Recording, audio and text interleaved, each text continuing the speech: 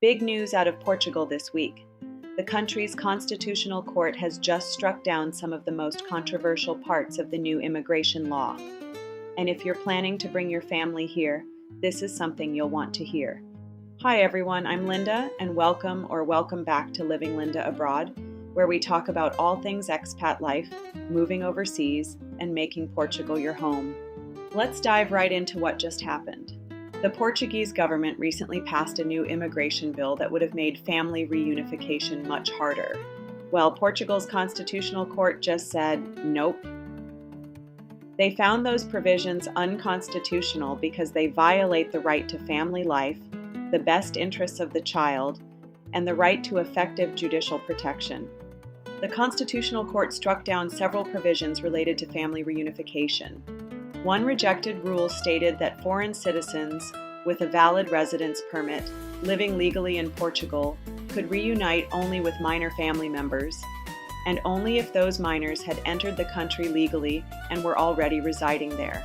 The court's president emphasized that this rule, by not including the spouse or equivalent, may impose the disintegration of the family and could lead to the separation of the family members of this foreign citizen, which he said would violate constitutional rights.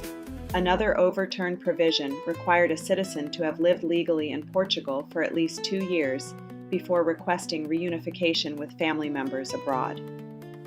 The president of the court stressed that the imposition of an absolute deadline, that is, a blind deadline of 2 years, is incompatible with the constitutional protection owed to the family, in particular the cohabitation of spouses or equivalents. However, the court upheld another part of the decree. Those holding certain residence permits for teaching, investment, or cultural activities can request family reunification with relatives who are not minors.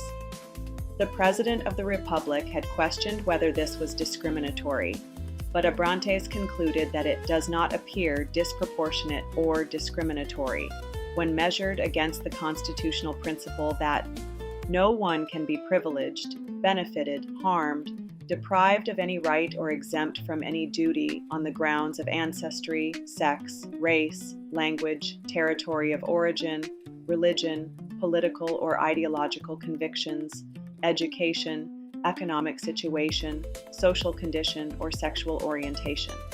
So what happens now? The new law is suspended for these parts, and Parliament, which is currently on summer recess, will have to rewrite the bill. Until that happens, the old rules remain in place.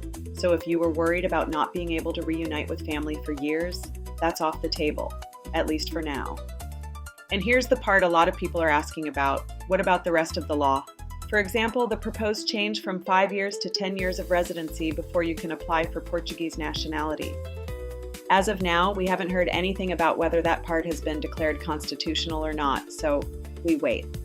I'll keep you updated as soon as more details come out, especially on the nationality timeline, because that could have a huge impact on anyone planning their long-term life in Portugal. In the meantime, let me know in the comments, what do you think about the court's decision on family reunification? Is this a relief for you or someone you know? If you found this helpful, don't forget to like, subscribe, and hit that notification bell so you don't miss the latest updates on living abroad.